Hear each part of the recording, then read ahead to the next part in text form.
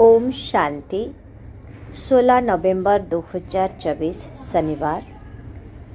परमपिता परमात्मा शिव भगवान उवाच। मीठे बच्चे, बाबा तुमମାନଙ୍କୁ आत्मिक कौशल शिखाइबा पई आसिछन्ति। जेउ कौशल द्वारा तुमे सूर्य चंद्र ठारू मध्य ऊर्ध्वरे थिबा शांति धाम को जाउछ। आजिर प्रश्न, विज्ञानर अभिमान एवं शांतिर अभिमान मध्यरे केउ अंतर रहिछि? विज्ञानर अभिमान एवं शांतिर अभिमान मध्यरे केउ अंतर रहिछि? उत्तर, विज्ञानर अहंकारी माने ग्रह नक्षत्र बा चंद्रपृष्ठ को जीवा पाई केते खर्च करुछन्ति। शरीर पाई विपद थाई मध्य जाउछन्ति। सेमानंकर एही भय रहिथाए जे रॉकेट केउठी बंद होई न जाओ।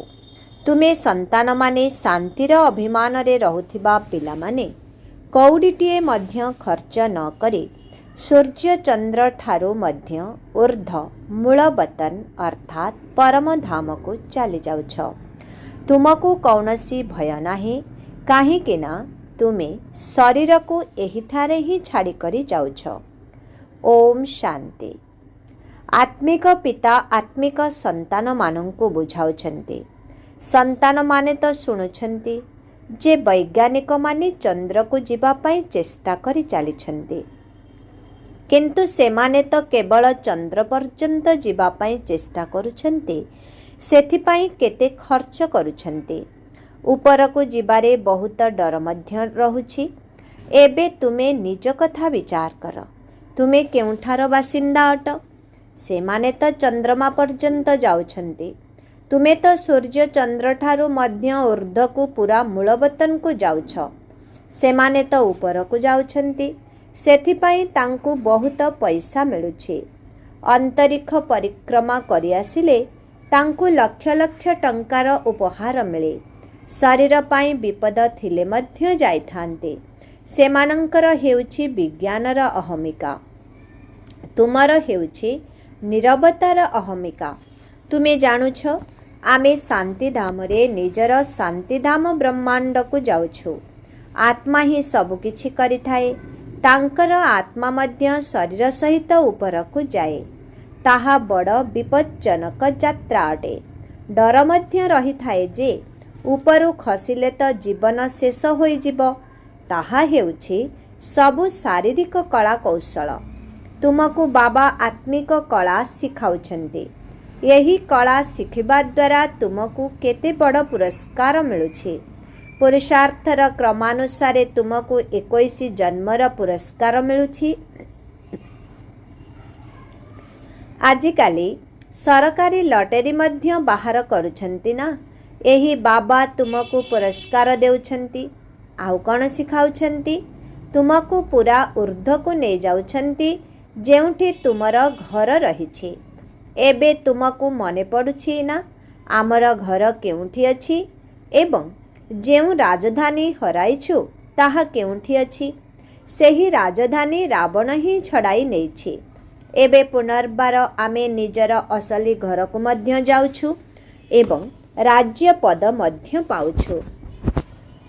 मुक्तिधाम हेउछि आमर घर। एहा काहाकू जणा नाही। देख, एबे तुम मानंकु शिखाइबा पाई बाबा केउठारु आसुछन्ति, केते दूररु आसुछन्ति। आत्मा मध्य एक तीव्र रॉकेट अटे। सेमाने चेष्टा करुछन्ति ऊपरकू जाई देखिबा चंद्रमारे कौन अछि, तारा मानंकरे कौन अछि। तुमे संतान माने जानिछ एगुड़िक तो एही रंगमंचर आलोक प्रदानकारी बत्ती अटन्ति। जेपरी रंगमंचरे बिजुली बत्ती लगाई थांती, म्यूजियम रे मध्य तुमे मोती सदृश बत्तीर माळ लगाउछ ना। एहा पुणी हेउछि बेहद दुनिया। एथिरे आलोक प्रदान करिबा पाई एही सूर्य चंद्र तारा माने अछन्ति। मनुष्य माने भाबुछन्ति एही सूर्य चंद्र सबु देवता अटन्ति, किंतु एमाने तो वास्तव रे देवता नुहन्ति। एबे तुमे जानुछ बाबा किपरि आसी आमको मनुष्यरु देवता करुछन्ति। ଶିବ ବାବା ହେଲେ ଜ୍ଞାନ ସୂର୍ଯ୍ୟ, ବ୍ରହ୍ମା ବାବା ଜ୍ଞାନ ଚନ୍ଦ୍ରମା ଓ ପିଲାମାନେ ଜ୍ଞାନର ଭାଗ୍ୟବାନ ତାରକା। ଜ୍ଞାନ ଦ୍ୱାରା ହିଁ ତୁମମାନଙ୍କର ସଦ୍ଗତି ହେଉଛି। ତୁମେ କେତେ ଉର୍ଦ୍ଧ୍ୱକୁ ଯାଉଛ। ବାବା ହିଁ ଘରକୁ ଯିବାର ରାସ୍ତା ବତାଇଛନ୍ତି। ବାବାଙ୍କ ବିନା କୌଣସି ବି ଆତ୍ମା ନିଜ ଘରକୁ ଫେରି ଯାଇପାରିବେ ନାହିଁ। ଯେବେ ବାବା ଆସି ଶିକ୍ଷା ଦିଅନ୍ତି ତେବେ ତୁମେ ସବୁ କଥା ଜାଣିଥାଅ। ଏହା ମଧ୍ୟ ବୁଝୁଛନ୍ତି ଯେ ଆମେ ଆତ୍ମା ପବିତ୍ର ହେଲେ ହିଁ ନିଜ ଘରକୁ ଯାଇପାରିବୁ। ପୁଣି ଯୋଗବଳ ଦ୍ୱାରା ହେଉ ନଚେତ୍ ଦଣ୍ଡ ଦ୍ୱାରା ହେଉ ପବିତ୍ର ନିଶ୍ଚିତ ହେବାକୁ ହେବ। ବାବା ତ ବୁଝାଇ ଚାଲିଛନ୍ତି ଯେ ଯେତେ ବାବାଙ୍କୁ ମନେ ପକାଇବ ସେତେ ତୁମେ ପବିତ୍ର ହେବ। ଯଦି ମନେ ପକାଇବ ନାହିଁ ତେବେ ପତିତ ହିଁ ରହିଯିବ। ପୁଣି ବହୁତ ଦଣ୍ଡ ଭୋଗିବାକୁ ପଡ଼ିବ ଏବଂ ପଦ ମଧ୍ୟ ଭ୍ରଷ୍ଟ ହୋଇଯିବ। ବାବା ନିଜେ ବସି ତୁମକୁ ବୁଝାଉଛନ୍ତି। ତୁମେ ଏହି ଉପାୟରେ ପବିତ୍ର ହୋଇ ଘରକୁ ଯାଇପାରିବ। ବ୍ରହ୍ମାଣ୍ଡ କ'ଣ, ସୂକ୍ଷ୍ମ ବତନ କ'ଣ କିଛି ବି ଜଣା ନାହିଁ। ଷ୍ଟୁଡେଣ୍ଟ କ'ଣ ପ୍ରଥମରୁ କିଛି ଜାଣିଥାନ୍ତି କି? ଯେତେବେଳେ ପାଠ ପଢ଼ିବା ଆରମ୍ଭ କରିଥାନ୍ତି ସେତେବେଳେ ଜ୍ଞାନ ମିଳିଥାଏ। ପାଠ ମଧ୍ୟ କେଉଁଠି କମ୍ କେଉଁଠି ବେଶୀ ହୋଇଥାଏ। ICSର ପରୀକ୍ଷା ଦେଲେ କହିବେ ବିଜ୍ଞ ବ୍ୟକ୍ତି। ଏହାଠାରୁ ଉଚ୍ଚ ଜ୍ଞାନ ଆଉ କିଛି ନାହିଁ। ଏବେ ତୁମେ ମଧ୍ୟ କେତେ ଉଚ୍ଚ ଜ୍ଞାନ ଶିଖୁଛ। ବାବା ତୁମକୁ ପବିତ୍ର ହେବାର ଉପାୟ ବତାଉଛନ୍ତି କି ସନ୍ତାନମାନେ ମୋତେ ସର୍ବଦା ମନେ ପକାଅ, ତେବେ ତୁମେ ପତିତରୁ ପବିତ୍ର ହୋଇଯିବ। ଅସଲରେ ତୁମେ ଆତ୍ମାମାନେ ପବିତ୍ର ଥିଲ। ଉପରେ ନିଜ ଘରେ ରହୁଥିଲ। ଯେବେ ତୁମେ ସତ୍ୟଯୁଗରେ ଜୀବନ ମୁକ୍ତିରେ ରହିଥାଅ ସେତେବେଳେ ଅନ୍ୟ ସମସ୍ତ ଆତ୍ମା ମୁକ୍ତିଧାମରେ ରହିଥାନ୍ତି। ମୁକ୍ତିଧାମ ଓ ଜୀବନ ମୁକ୍ତିଧାମ ଉଭୟକୁ ଆମେ ଶିବାଳୟ କହିପାରିବା।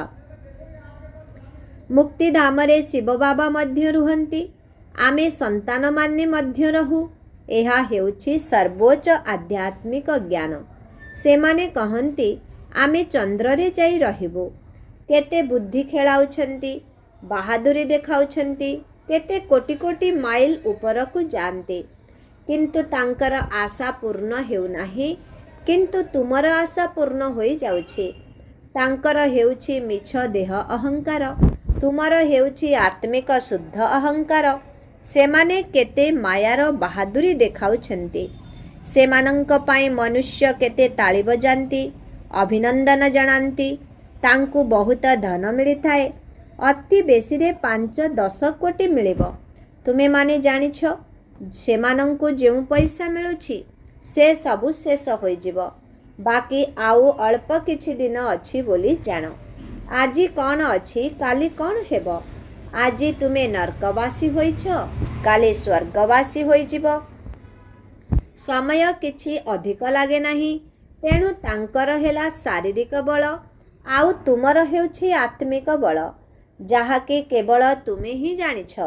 ସେମାନେ ଶାରୀରିକ ଶକ୍ତି ଦ୍ୱାରା କେତେ ପର୍ଯ୍ୟନ୍ତ ଯିବେ? ଚନ୍ଦ୍ର ତାରା ପର୍ଯ୍ୟନ୍ତ ପହଞ୍ଚିବେ। ତାପରେ ଲଢ଼େଇ ଆରମ୍ଭ ହୋଇଯିବ। ପୁଣି ସେସବୁ ଶେଷ ହୋଇଯିବ। ତାଙ୍କର କଳା ଏହିଠାରେ ହିଁ ଶେଷ ହୋଇଯିବ। ତାଙ୍କର ହେଉଛି ଶାରୀରିକ ସର୍ବୋଚ୍ଚ କଳା, ତୁମର ହେଉଛି ଆତ୍ମିକ ସର୍ବୋଚ୍ଚ କଳା।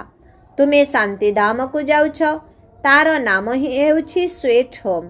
ସେମାନେ କେତେ ଉପରକୁ ଯାଆନ୍ତି ଆଉ ତୁମେ କେତେ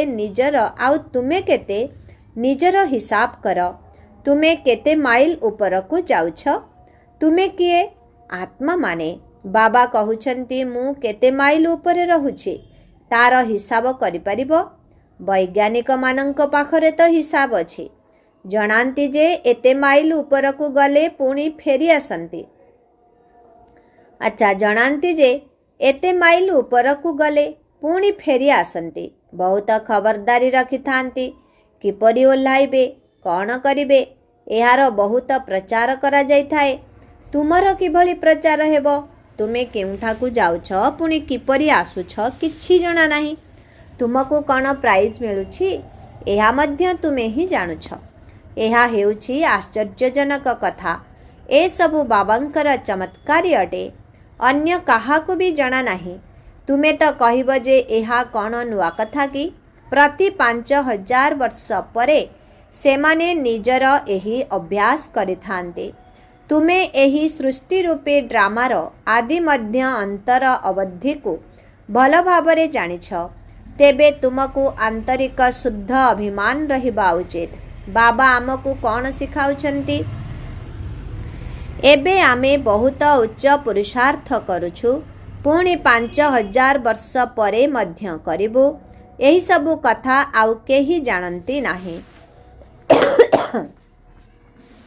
बाबा हेउछंती गुप्त। प्रतिदिन तुमको केते कथा बुझाउछंती, तुमको केते ज्ञान देउछंती। सेमानंकर यात्रा सीमित अटे, तुमर यात्रा सीमाहीन। सेमाने चंद्रमा पर्यंत जाती, ताहा तो बड़ बड़ बती सदृश अटे, आउ तो किछि नाही। महाकाशचारी को पृथ्वी बहुत छोट देखा जाए, तेबे तांकर शारीरिक ज्ञान आउ तुम ज्ञान मध्यरे केते प्रभेद रहिछे। तुमर आत्मा केते छोट, किंतु रॉकेट बड़ द्रुतगामी अटे। आत्मा माने उपरे रही थांती, पुणी अभिनय करिबा पाई एठाकू आसी थांती। बाबा मध्य परमात्मा अटंती, से तो एते सूक्ष्म, तेणु तांकर पूजा किपरि हेबो? भक्ति तो निश्चय हेबो ना। बाबा बुझाइछंती, अधाकल्प हेउछि ज्ञान दिन, अधाकल्प भक्ति राति।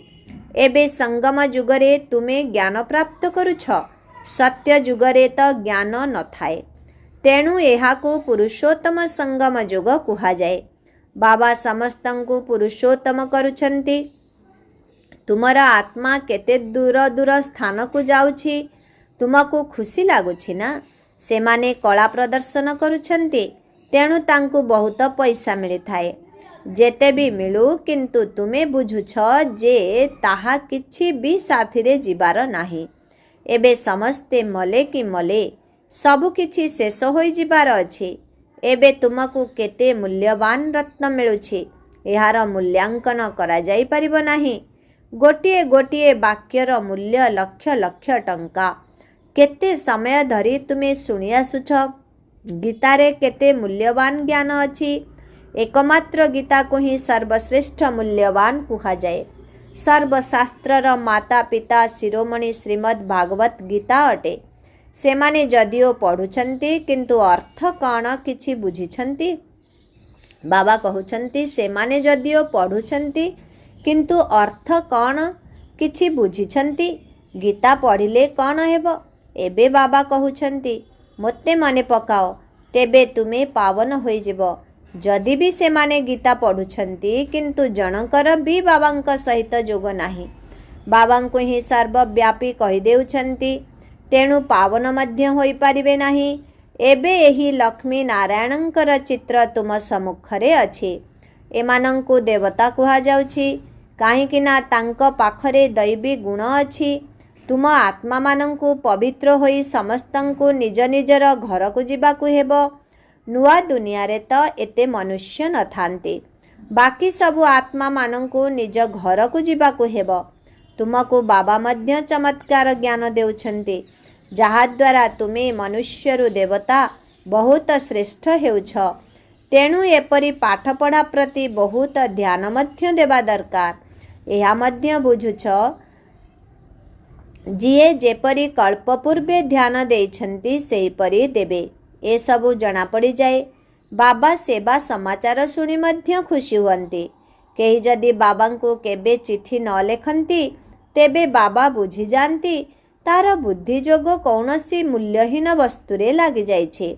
देह अभिमान आसी जाइछे, बाबांको भूली जाइछी। न हेले निजे विचार कर, जदि लव मैरेज होई थाए, तेबे तांकर परस्पर मध्यरे केते स्नेह थाए। हाँ, केतेकंकर विचार मध्य बदली जाई थाए, तेणु स्त्री को मध्य मारी दियंती। एहा हेउछि तुमर बाबांक सहित लव मैरेज। बाबा आसी तुमको निजर परिचय देउछंती। तुमे निजे निजे परिचय पाई पार नाही, तेणु बाबांकु आसीबाकु पड़ी थाए। बाबा सेतेबेले आसीबे जेतेबेले दुनिया पुराणा होई जिवो। पुराणा दुनिया को नुआ करिबा पई निश्चय संगमरे ही आसीबे।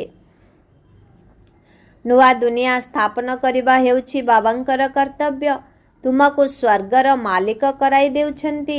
ତେଣୁ ଏପରି ବାବାଙ୍କ ସହିତ କେତେ ସ୍ନେହ ରହିବା ଦରକାର।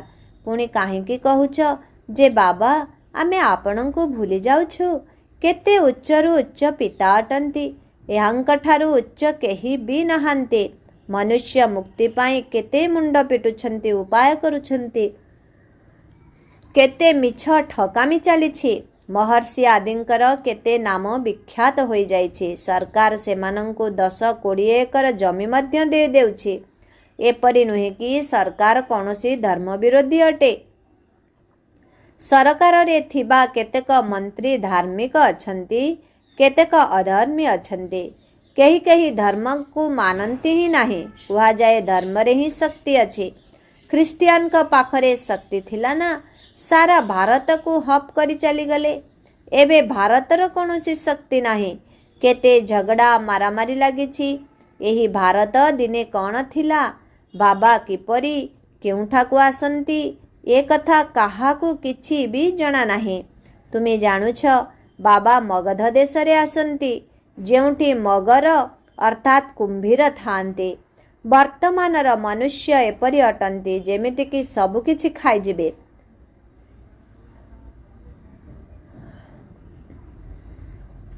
ସବୁଠାରୁ ଅଧିକ ବୈଷ୍ଣବ ଭାରତ ଥିଲା। ଏହା ହେଉଛି ବୈଷ୍ଣବ ରାଜ୍ୟ ନା? କାହିଁ ଏହି ମହାନ ପବିତ୍ର ଦେବତାମାନେ ଆଉ କେଉଁଠି ଆଜିକାଲିର ମଣିଷ? ଦେଖ କ'ଣ କ'ଣ ଖାଇଯାଉଛନ୍ତି।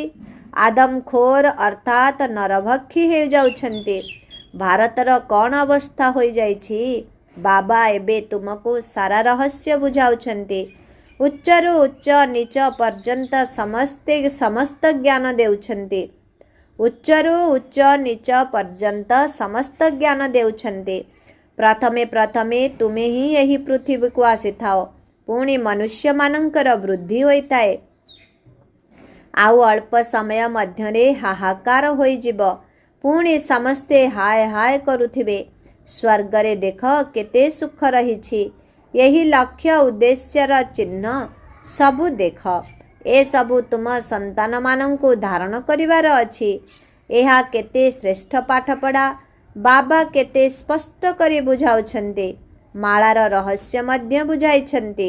ଉପରେ ଫୁଲ ରହିଛି, ଯିଏକି ଶିବ ବାବା, ପୁଣି ମେରୁ ଯୁଗଳ ଦାନ ପ୍ରଭୃତି ମାର୍ଗ ଅଟେ ନା? ନିବୃତ୍ତି ମାର୍ଗୀଙ୍କୁ ତ ମାଳା ଗଡ଼ାଇବାର ହୁକୁମ ନାହିଁ। ଏହା ହେଉଛି ଦେବତାମାନଙ୍କର ମାଳା। ସେମାନେ କିପରି ରାଜ୍ୟ ନେଇଛନ୍ତି, ତୁମମାନଙ୍କ ମଧ୍ୟରେ ବି କ୍ରମାନୁସାରେ ଅଛନ୍ତି। କେହି କେହି ଅଛନ୍ତି ଯିଏକି ନିର୍ଭୀକ ଭାବରେ କାହାକୁ ମଧ୍ୟ ବୁଝାଇ ପାରିବେ। ଆସନ୍ତୁ ମୁଁ ଆପଣଙ୍କୁ ଏପରି କଥା ଶୁଣାଇବି ଯାହାକି ଆଉ କେହି ଶୁଣାଇ ପାରିବେ ନାହିଁ। ଏ ଜ୍ଞାନ ଶିବ ବାବାଙ୍କ ବିନା ଆଉ କେହି ଜାଣନ୍ତି ହିଁ ନାହିଁ। ଲକ୍ଷ୍ମୀ ନାରାୟଣଙ୍କୁ ଏହି ରାଜଯୋଗ କିଏ ଶିଖାଇଲା? ବହୁତ ବିଭୋର ହୋଇ ବୁଝାଇବା ଦରକାର। ଏମାନେ 84 ଜନ୍ମ କିପରି ନିଅନ୍ତି? ଦେବତା, କ୍ଷତ୍ରିୟ, ବୈଶ୍ୟ, ଶୂଦ୍ର। ବାବା କେତେ ସହଜ ଜ୍ଞାନ ବତାଉଛନ୍ତି ଏବଂ କହୁଛନ୍ତି ପବିତ୍ର ମଧ୍ୟ ହେବାର ଅଛି, ତେବେ ଯାଇ ଉଚ୍ଚ ପଦ ପାଇପାରିବ। ସାରା ବିଶ୍ୱରେ ଶାନ୍ତିର ସ୍ଥାପନକର୍ତ୍ତା ତୁମେ ହିଁ ଅଟ। ବାବା ତୁମକୁ ରାଜ୍ୟଭାଗ୍ୟ ଦେଉଛନ୍ତି। ବାବା ଦାତା ଅଟନ୍ତି ନା? ସେ କିଛି ନିଅନ୍ତି ନାହିଁ। ଏହା ହେଉଛି ତୁମର ପାଠପଢ଼ାର ପ୍ରାଇଜ୍। ଏପରି ପ୍ରାଇଜ୍ ତ ଆଉ କେହି ଦେଇପାରିବେ ନାହିଁ। ତେବେ ଏପରି ବାବାଙ୍କୁ ସ୍ନେହରେ ୟାଦ କାହିଁକି କରୁନାହାନ୍ତି? ଲୌକିକ ବାପାଙ୍କୁ ତ ସାରା ଜୀବନ ୟାଦ କରୁଛ। ପାରଲୌକିକ ବାପାଙ୍କୁ କାହିଁକି ମନେ ପକାଉନାହଁ? ବାବା ବତାଇଛନ୍ତି ଏହା ହେଉଛି ଯୁଦ୍ଧକ୍ଷେତ୍ର। ପବିତ୍ର ହେବା ପାଇଁ ସମୟ ଲାଗିଥାଏ। ଲଢ଼େଇ ଶେଷ ହେବା ପର୍ଯ୍ୟନ୍ତ ସମୟ ଲାଗିଯାଇଥାଏ। ଏପରି ନୁହେଁ କି ଯିଏ ଆରମ୍ଭରୁ ଆସିଛନ୍ତି ସେମାନେ ପୁରା ପବିତ୍ର ହେଉଥିବେ।